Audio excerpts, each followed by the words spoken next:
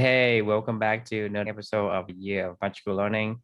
Today we're on book 80, and today we are going to talk about the power of purpose. I'll let Chris take it over. Yeah, so this book was an interesting one. Are you guys like history buffs at all? Like, you guys like, reading about history, learning about history in general? Is that something you guys care about? Depends on what it is. I find it interesting, but I can't say I do a lot of like pursuing knowledge. Yeah.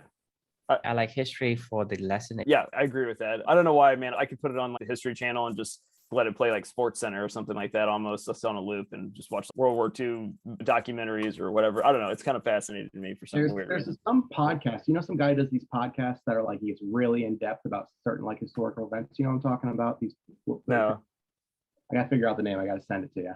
Yeah, I'm sure I'll be interested. But today's book and reflection are along those lines. It's a book called 1776 by the author David McCullough. This is about 1776, the Revolutionary War. Independence. It was the story of Washington and his troops and battles that he fought in, and all the little subtle nuances that went on here and there amongst the ranks of the Americans as they tried to fight the British, and all the challenges they had to overcome. And so a really well-written book. Like, it was just kind of captivating and it kind of sucked you in, and it was really interesting of a book. So I enjoyed it. I thought it was really cool. But the reflection that this book generated for me was the title up here, which is Purpose Always Prevails. And, I started off this reflection by talking about, like, if I've learned anything over the past couple of years, it's that whole concept from like a man's search for meaning, he who has a why can overcome any how. And the story of the Revolutionary War, I feel like, is no different. I didn't really understand, I don't know about you guys, when like growing up, like, for like Blake and I as little kids, growing up, it felt like, guys like George Washington and Thomas Jefferson and those heroes of the Revolutionary War, and like Paul Revere, and all these guys you hear about were like these almost like mythological characters, that it was like these guys that just played this really awesome role in this underdog story of the US beating the British. We were just the big underdog, and somehow we pulled it off with everything against us and no hope, really. We should have got our ass wiped off the face of the earth, and somehow we prevailed. Heroes almost. What's that? Like superheroes almost. Yeah, like almost like superheroes, right? So like when I was a kid, it was like a fun story, but I didn't really get it, and I still honestly didn't get it until this whole journey started with, from Amelia to where we are to today, of how the Americans beat the British. And as I was reading the story and reflecting more and more through this whole entire journey, it was the concept of the purpose always prevails. Like the United States, the colonies, the revolutionary, the citizens that were over here that were fighting for what they were fighting for, they were fighting for a purpose. They believed in the core values that were founded on this country. That was a part of them. They cared deeply about this stuff. And when you care deeply about things, you find a way. On the other side of the equation, there was the British, who they were, they didn't care. They were just doing a job. They were getting paid. They were there to collect their king's taxes. They didn't give a shit. Like, I mean, they were just, yeah, they may have had more might and more power and more force and more money and whatever, everything more, but what they didn't have was a purpose. So, and as I like listened to the story unfold, and as I was reflecting on my own journey and understanding these things, like it just was so apparent, like when you have a purpose, like, you hear this time and time again with the Jews fleeing from Egypt, right? How did they survive? They had a purpose. Or apartheid in South Africa, or World War II, with the Allies beating back the Nazis. There was two purposes, I would say, but I think God chose the right purpose in that one. That was probably why it was such an epic battle as well. Yeah, I mean, it was just the overall idea that if you really want to change the world, find your purpose and unite a tribe around you and watch out. That was what I felt like when I read this book. I'll turn it over to you guys. What are your thoughts? So I have a question though. What happened when both sides has purpose? That's a great question. Then you're locked in, an infinity war, I guess, of maybe like, Christians and Muslims, or like, I don't know. I mean, it's good. What do you think? I don't know. I think Are you talking about in terms of war? anything with a purpose, right? You have a purpose and you go against something that also have a purpose. And for me, like I said, it's like, how do you know how to overcome the other purpose? Why does there have to be conflict in two different purposes? I mean, for example, in a war, you have a purpose. The German has a purpose, and the Jews and the ally has another purpose, which is conflicting. I mean, it doesn't have to always be conflicting, but sometimes they will. Well, so hang on. My first initial thought would be this: what you shouldn't do. My mind immediately went to like Christians and Muslims. Like they both have a purpose, and they both have a good purpose at their core. For perpetuity, they've been fighting over whatever they've been fighting over, right? Wouldn't it be better to just figure out where your purposes overlapped and work together? Like it would be my sentiment. If you have two competing purposes, find where the overlap is and help each other. That's the ideal situation. Right. Always gonna be like that. I mean, you can have a war and you can lose a war and your purpose can still be there. Maybe you have to adapt on how you live out your purpose. Maybe you have to live it out in a different way in hiding, but loss doesn't mean necessarily your purpose is gone. If that makes sense. Well, the thing is for me, like the reason why I'm asking that question is that for me, purpose means power. And power depends on, for me, if you have a purpose, you're going to give it your maximum. Just like you say, Thomas Jefferson, George Washington, Benjamin Franklin, all these guys are superheroes because they have power, because of a purpose. They have a purpose and that gives them power. But the power goes to a certain limit. For example, Patrick Henry said, give me liberty or give me death. Because he's saying, well, I'm willing to give the maximum power that I possess as a person. Because once it maxes out, that means that's death for me. Right? By the time death is, so it gives you that extra boost of power, can maximize whatever you have. I mean, but to me, if you have a lesser capacity, then you're not gonna win just because you're not gonna get your purpose. You're not gonna, I guess, prevail because you have a purpose, right? Because at the end of the day, because for me, I really understand what freedom meant when I didn't have it in my own country. That's why, like we talked about before, jumping out of a frying pan, right, into the unknown. Why people immigrate? You immigrate because you are oppressed by your freedom, and you jump over here. And over here, you understand the value of freedom. For me, now that I have freedom, right, there is nothing you can do to take that away from me unless you basically end my life, because I will give it my all. And to me, that's a purpose.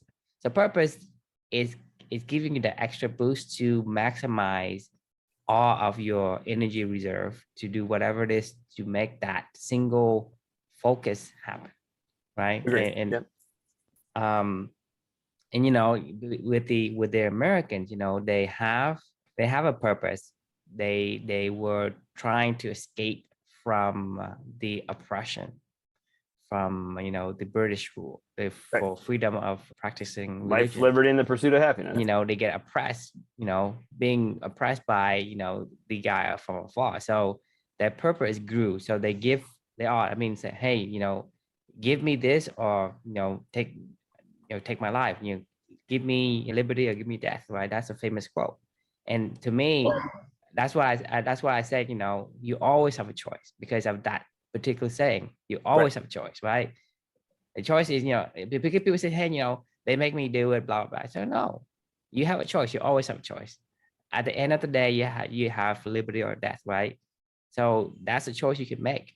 You can say, I won't do it. You're going to have to take my life or whatever. But it's not something that I'm willing to accept. For example, if you take my freedom, I'm not going to accept it. But will I get my freedom? Maybe, maybe not, depending on how powerful your opposing purpose will be. In the instance of the British, they didn't have as much purpose.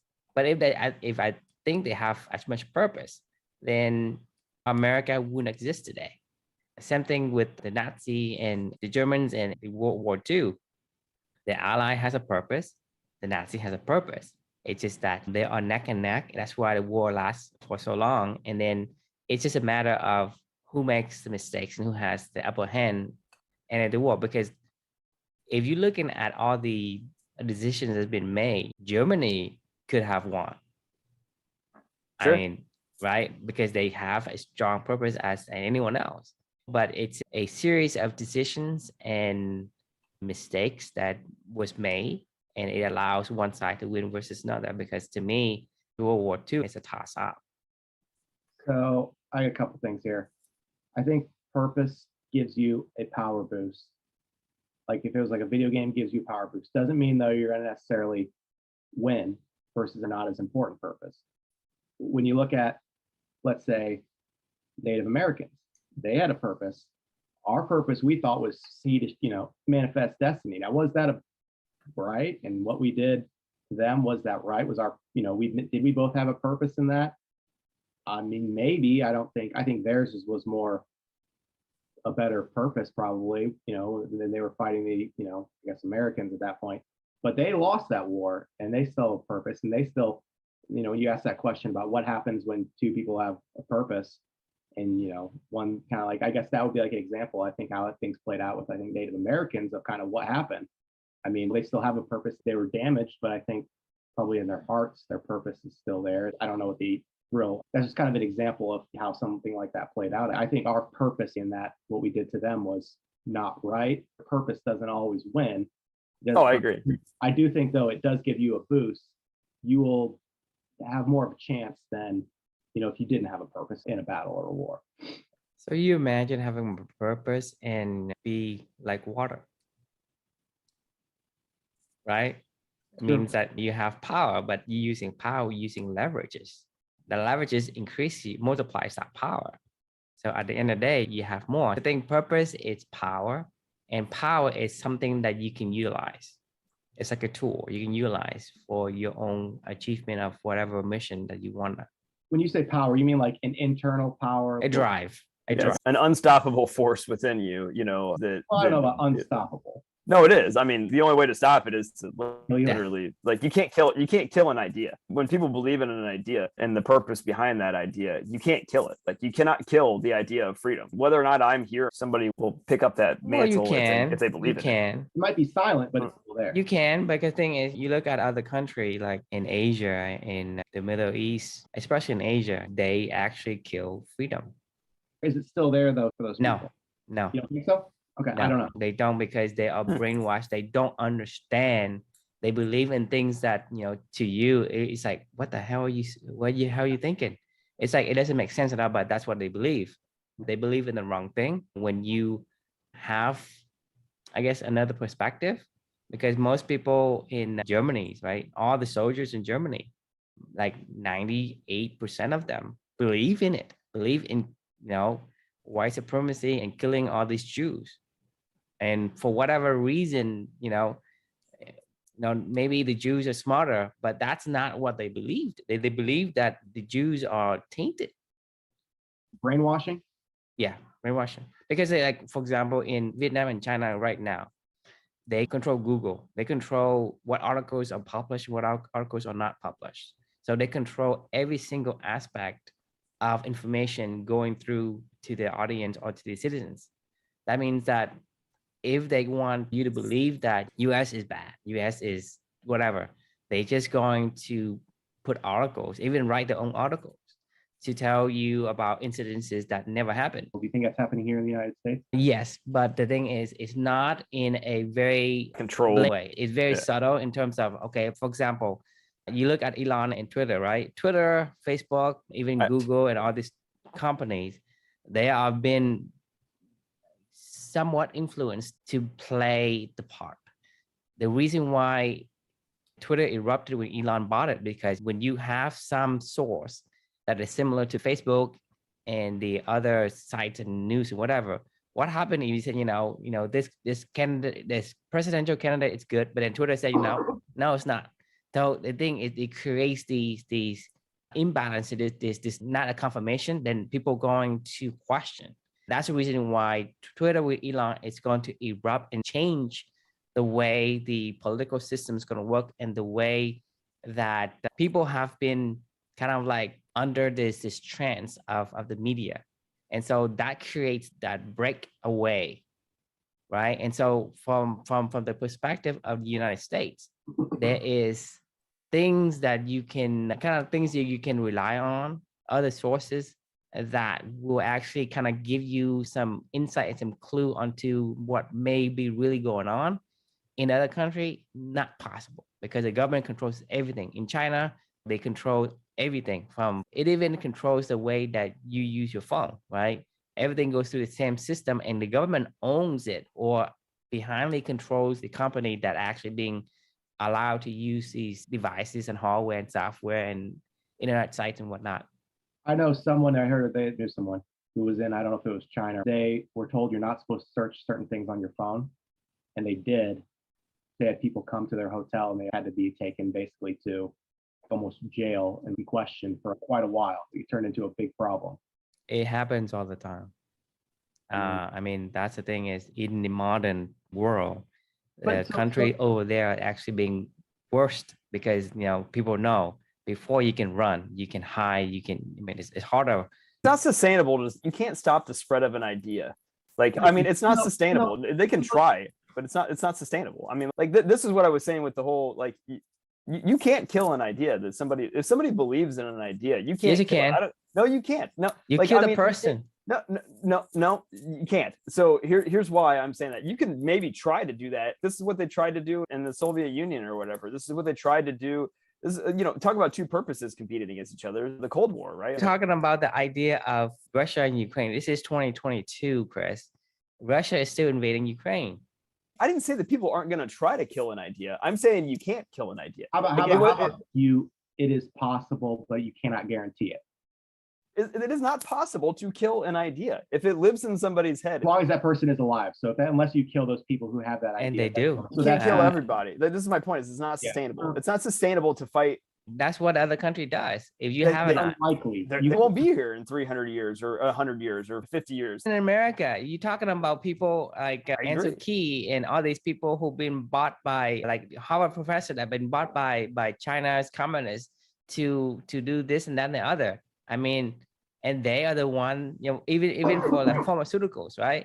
They are the one that pushing the agenda. That's why you have like the sugar associations, the farmers associations, and all these whatever tobacco associations. You guys are saying the same thing. I feel like I agree. I don't believe that it will ever happen. True, you're saying it is possible. You're saying I don't believe you could kill. You know, you're going to kill everyone. True, saying you could. It's like spraying Roundup in my yard every year. It's a fool's errand. I think I can control the weeds. They grow back all the time. It never stops. You could kill all the weeds, but it'll grow back. Right. It will always grow back. Like, I mean, it cannot stop it. Like that. Like, if anything, you should probably create a sustainable garden out there. True, you're a gardener. Create a sustainable garden. That like, so what happened if I take the whole backyard and I put concrete over it? It'll grow back. Like, maybe not in your lifetime, and in thousands of years it will. Or keep doing it. Because the thing is, it's always this yin and yang, okay? You go back, you kill it, you go back, you kill it. We're talking in circles. Well, I don't disagree with what you're saying, the idea that people will try to kill it. Like, I'm saying that you can't. That's not how life works. When there's an idea that people care about and that it matters, it will always come back.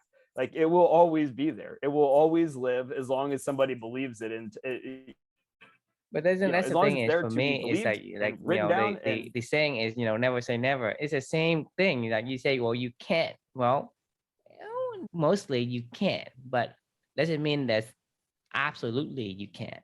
You guys both have valid points. I don't know that we're disagreeing at all. I do agree with you, Blake. I think we're saying the same thing. I'm not disagreeing with what True is saying at all. I 100% acknowledge that there are people out there. Like, this is the point of the reflection, is purpose will always prevail. It's like a weed, right? You know, it'll always But that's the thing. I disagree with the always. I think, you know, I agree with the purpose having the power boost, but at the same time, it's not always. Like I said, you know, the saying, you never say never, right?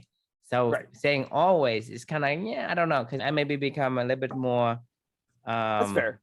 Purpose never dies. Purpose, you know, maybe it doesn't always prevail, but you know, you might kill it once, but it might come back and try again. It'll always come back. Like, so what happened if you destroy the earth? Will it come back? I don't know. I don't know. And my point is that I can't prove anything. I can only disprove it. That means I'm saying, hey, there are maybe in a certain way, it could.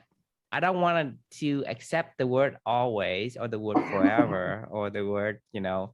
In fact, we don't really know anything. Exactly. Now we agree. Now, but what I do know is the power that purpose can drive a human being's behavior. Yes. Like, I mean, that's probably the only thing that I do know is, like, if you truly believe something deep in your soul, like in your core, in it, It'll drive your behavior no matter what. If more people believe in that, truly believe in that, and you're going against somebody, it's not even a battle if you're going against somebody that doesn't give a shit at all. That's why, we probably lost the Vietnam War, or something along those lines, because we didn't care. Like, there was no purpose for us being there. I think we all knew that. You know this better than I would know. Lost because you didn't want to do it anymore, and you say, hey, Right. it's not worth it. So it's not like the North Vietnamese are strong or anything like that. It's just like you have the US backing the South Vietnamese, and you have the Russians and the China arming the North Vietnamese just because, and then you're not fighting the Vietnam War. You are fighting the Red Scare. It's the communists that you're fighting, and you get tired of it. And because of Nixon, right? Nixon said, well, it's not worth it. And then after that, Lyndon B. Johnson said, well, because of Nixon, I want to do something different. Then I'm going to just withdraw the troops. And that's how it is. It's like, hey, I don't want to prolong this anymore because the American public doesn't support. And if I want to be in office, I need to do whatever they want. And it's a propaganda. It's the US has a purpose. The purpose, so I don't want to be in Vietnam. Right. right. And then the North Vietnamese have a purpose too, but at the same time, the purpose of the American public is kind of aligning with the purpose of the Vietnamese. So regardless of how strong the North Vietnamese are, they would win regardless, because North Vietnamese will want to surrender multiple times. It's just that the US just decide, hey, I don't want to be in this conflict anymore, and so they withdrew, and then by default you win. It's like, hey, you play a tennis match and then you say, hey, I withdraw from the match, so whoever is there, your opponent, by default they're going to win. Agreed. It's an interesting topic to think about. It piques my curiosity for sure, and it makes me start to look into things at a different perspective, with a different lens, a different paradigm, as you start to evaluate conflicts out there in the world. Like about with the conflicts, one you always got to remember, history is always written by victors.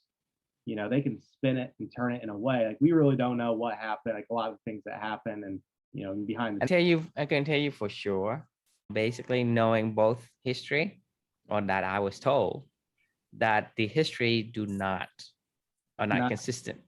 They're not consistent from one country to the next country, because in Vietnam it's different, and in United States it's different. Effective, you think? No, it's just wrong. So is there a lie behind it? A lot of lies. Okay. A lot of lies. It's a lot of lies. And I know for a fact, a lot of the facts that they put out are wrong, because I have seen the evidence, and I tend to believe the American history more.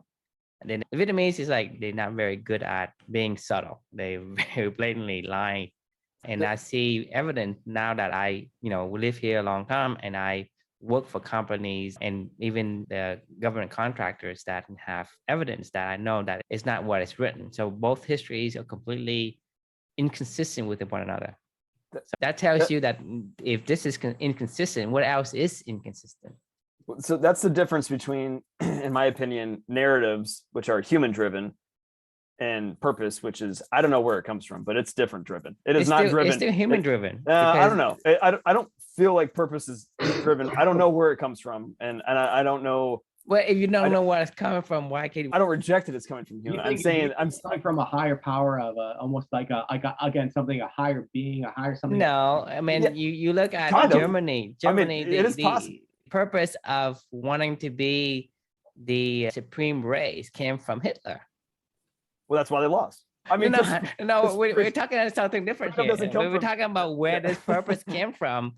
I mean, whether you lost because your purpose is weaker or whatever the case, you still have a purpose. That's why they believe in wiping out the inferior race to the, quote unquote, inferior race. It came from Hitler. Right. So the American purpose came from, I think, John Adam or whatever. They say, hey, these people are oppressing us. We are running to this new world, and they coming at our heel. They didn't choose the purpose that was given to them. The purpose came to them through pain and trauma and oppression and a lot of other things. That was a collective shared. I don't think so. I don't think that well, I don't know Conversation's what never kind gonna of end. pain the Germans is having the before pain they they say, had hey, was you they know, lost in World War One was the pain. Like, honestly, that was the pain. Like they were embarrassed. That was their pain. And World War One. I'm serious. I'm serious. I mean, that was why Hitler like became like, I mean, he was motivated by the embarrassment of them losing World War One. I mean, that was what he wrote about in his own books and shit like that, in his own writings and whatever. I mean, I'm not saying that's a single source, but like, huh? Or were they his books? Well, I don't know. Anyway, Again, it's like you can question anything and believe anything. right. So we don't anyway, know. let's put a bow on this one to say purpose is really powerful. Like harnessing it. I don't know that anybody can harness purpose. I think it just naturally, you know, when you believe in something, more people unite around it. Like we come here every single night to talk about values, and we talk about the importance of meaningful work and meaningful relationships and things like that. Like there's nothing. I'm not making you do this. You're not making me do this. Blake, nobody's making you come to do this. You come to do these things because you want, because it matters, because you convinced something me you care about. that it aligns with my purpose or purpose that I should have. And I said, well, that's a great idea. But it didn't come from me. I didn't invent that. Like, I mean, this was. You did. You No, invented it. I didn't. It was. Yes, you did. You invented the year of magical learning. You're the one who wrote the reflection. I know, it. like you're not like that. That is the like that. This is the fine line. Is yes, humans take a purpose and they make it their own, right? But it is not.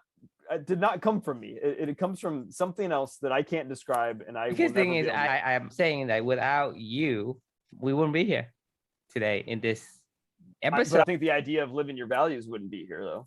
We'll be here, but we'll not be here in terms of talking to you and Blake, because you are the one who wanted to start writing the reflections, and then you the one who suggests we should talk about it, and then you the one who suggests we should put on a podcast.